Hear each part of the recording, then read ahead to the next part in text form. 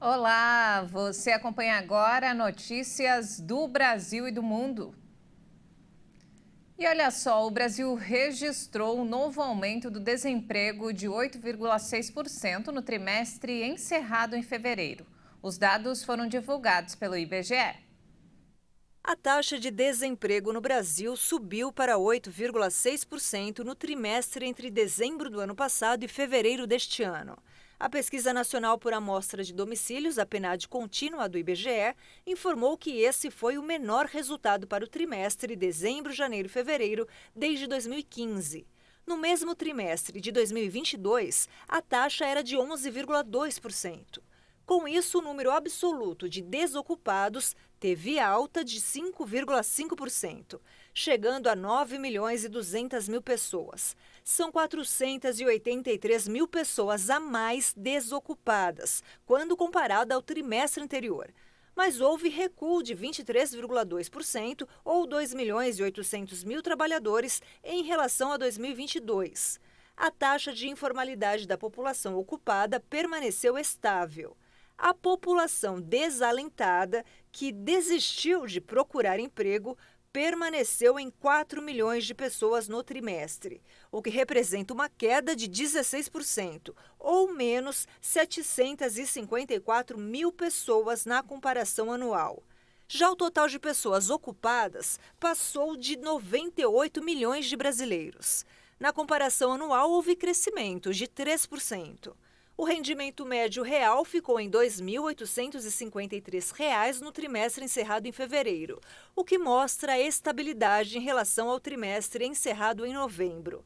Segundo o IBGE, o mercado de trabalho parece estar voltando à normalidade. Isso se deve ao impulso da recuperação depois da pandemia. A variação nos preços de produtos para a Páscoa ultrapassou os 300%. O levantamento foi feito pelo Procon em diferentes estados.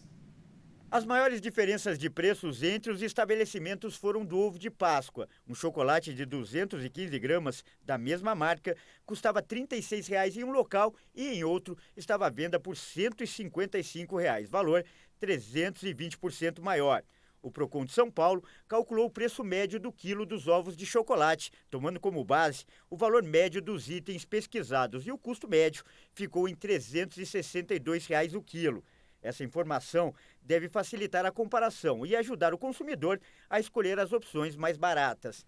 Na comparação entre os produtos comuns na pesquisa deste ano e na de 2022, foram observados, em média, acréscimos de 37,77% nos preços médios dos ovos de Páscoa.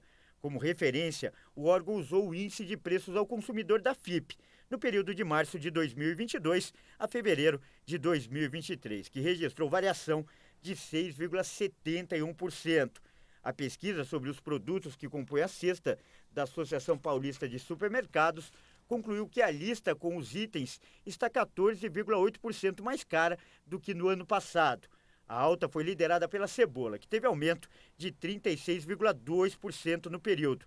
Já a compra do quilo do bacalhau, que custava R$ 152,00, teve aumento de 12,37% e já é encontrado à venda por R$ 171,00. A recomendação é para que o consumidor pesquise bastante a variação de preços na hora da compra. E falando agora sobre saúde, o Ministério da Agricultura, Pecuária e Abastecimento suspendeu o evento com aves para evitar a gripe aviária no país. A portaria suspende a realização de exposições, torneios, feiras e qualquer outro tipo de evento com aglomeração de aves em todo o território nacional. Além de suspender também a criação de aves ao ar livre, com acesso a piquetes sem telas na parte superior em estabelecimentos registrados em todo o país. E essa suspensão se aplica a qualquer espécie de aves de produção, ornamentais, passeriformes, que são aquelas espécies conhecidas popularmente como passarinhos, aves silvestres ou exóticas em cativeiro e todas as demais aves criadas para outras finalidades. E por que essa medida foi tomada agora?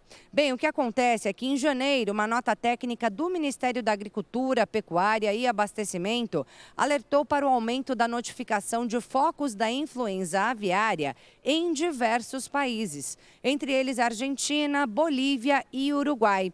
E aí foi estabelecido o aumento da vigilância sanitária nos estabelecimentos avícolas por parte dos órgãos estaduais de defesa sanitária animal. E também foi solicitada a realização de vigilância epidemiológica para a gripe aviária em todos os sítios de aves migratórias reconhecidos pelo Departamento de Saúde Animal. Só que agora viu-se a necessidade de intensificar os esforços com a suspensão dos eventos, justamente para evitar a doença aqui no Brasil.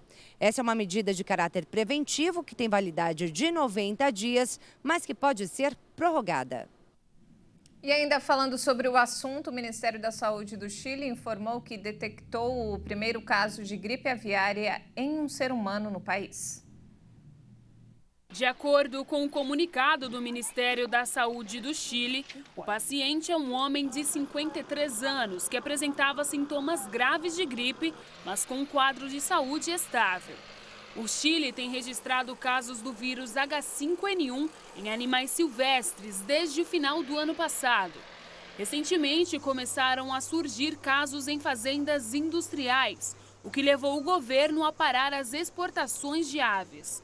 Outros países da América do Sul, como Argentina e Peru, também registraram casos. O Brasil, um dos maiores exportadores mundiais de aves, segue livre de contaminação.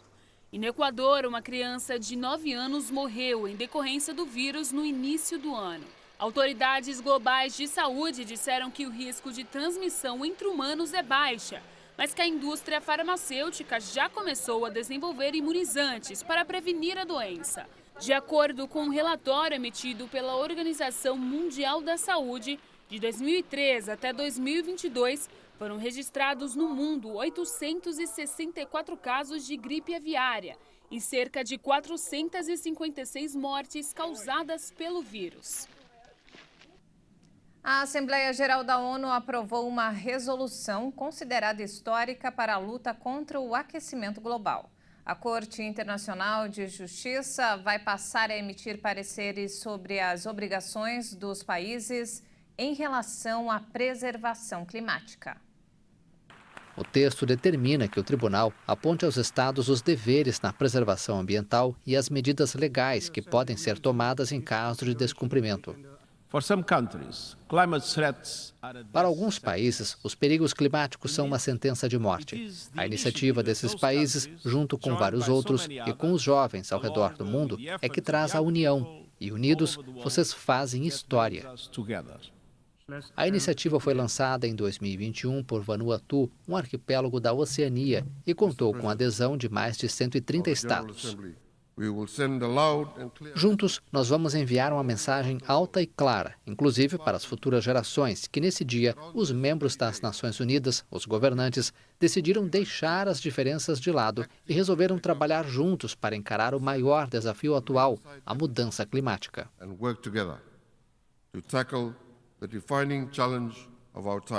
Há poucos dias, os especialistas do painel do clima da ONU alertaram que a temperatura média global pode atingir 1,5 graus acima da era pré-industrial entre 2030 e 2035, o que reforça a necessidade de ações drásticas. Embora não sejam vinculantes, as decisões da Corte Internacional de Justiça têm um peso legal e moral importante e são levadas em consideração pelos tribunais nacionais frequentemente. E não temos mais tempo, essa edição fica por aqui. Mais informações ao longo da nossa programação. Obrigado pela companhia e até mais.